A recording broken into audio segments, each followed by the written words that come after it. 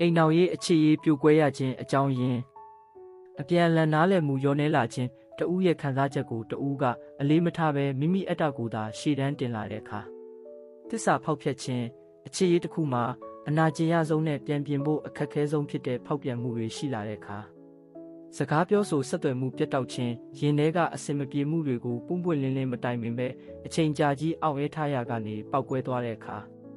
ငွေကြေးပြဿနာများနဲ့စီးပွားရေးဖိအားဝင်ငွေထွက်ငွေမမျှတမှုနဲ့စီးပွားရေးကျပ်တဲမှုတွေကြားမှာစိတ်ဝမ်းကွဲစရာစကားများမှုတွေစိတ်လာတဲ့အခါအချင်းချင်းတန်မိုးမထားတော့ခြင်းအချိန်ကြာလာတာနဲ့အမျှတဦးရဲ့ပေးဆက်မှုတွေကိုအလိုလျောက်တာဝန်တစ်ခုလိုသတ်မှတ်ပြီးကျေးဇူးတင်တန်ဖိုးထားဖို့မေ့လျော့လာတဲ့အခါ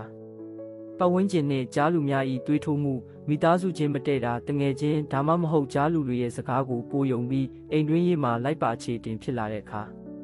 တဦးကိုတဦးချုပ်ချယ်လွန်ခြင်းအချစ်ဆိုတဲ့ခေါင်းစဉ်အောက်မှာတစ်ဖက်လူရဲ့လွတ်လပ်ခွင့်နဲ့ကိုယ်ပိုင်အချိန်တွေကိုလုံးဝမပေးဘဲအကျဉ်းထောင်လိုပိတ်လောင်လာတဲ့အခါမျောလင်းချက်ချင်းမတူညီတော့ခြင်းဘဝရည်မှန်းချက်အနာဂတ်အစီအစဉ်တွေနဲ့ရှောက်မဲ့လမ်းကြောင်းချင်းလုံးဝဆန့်ကျင်ဘက်ဖြစ်လာတဲ့အခါအချိန်မပေးနိုင်ခြင်းအလုပ်တွေအလွန်များပြားပြီးတဦးအတွက်တဦးနှွေးထွေးမှုပေးမဲ့အချိန်ရည်သွေး quality time မရှိတော့တဲ့အခါအသေးအဖွဲကိစ္စများမှမာနပြိုင်ခြင်းဘာမဟုတ်တဲ့ကိစ္စလေးတွေမှာပင်အလျှော့မပေးဘဲငါကမှအမှန်ငါကမှအနိုင်ရမယ်ဆိုတဲ့မာနတွေတတိုင်းချလာတဲ့အခါအတိတ်ကအမှားများကိုမကြာခဏပြန်ဖော်ခြင်းပြဿနာတစ်ခုဖြစ်တိုင်းခွင့်လွှတ်ပြီးသားအတိတ်ကအမှားဟောင်းတွေကိုလက်နက်တစ်ခုလိုပြန်လည်ဆွဲထုတ်ပြီးအနာဟောင်းကိုဆွတ်တက်တဲ့အခါအကောင်းမြင်စိတ်ပျောက်ဆုံးလာခြင်းတစ်ဖက်လူရဲ့အားသာချက်ကောင်းကွက်တွေကိုမမြင်တော့ဘဲအမှားနဲ့အားနည်းချက်တွေကိုပဲလိုက်လံစစ်စစ်အပြစ်တင်နေတဲ့အခါရင်ခုန်တန်များအေးဆက်သွားခြင်းအချစ်ကိုဆက်လက်ရှင်သန်အောင်အာမထုတ်တော့ဘဲအိမ်တော်ရေးကရိုးအီပြီးတစိမ့်တွေလိုနေသားကျသွားတဲ့အခါ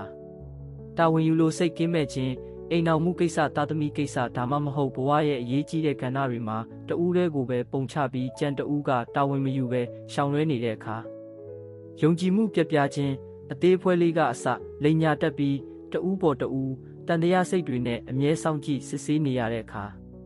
စကလုံးကြမ်းတမ်းစွာရိုက်နှက်တိုက်ခိုက်ခြင်းရုပ်ပိုင်းဆိုင်ရာအရာဖြစ်စေစိတ်ပိုင်းဆိုင်ရာခံစားရစေမဲ့စကလုံးရိုင်းဆိုင်ကြမ်းတမ်းမှုတွေနဲ့စိတ်တန်ရာအကြိမ်ကြိမ်ပေးလာတဲ့အခါ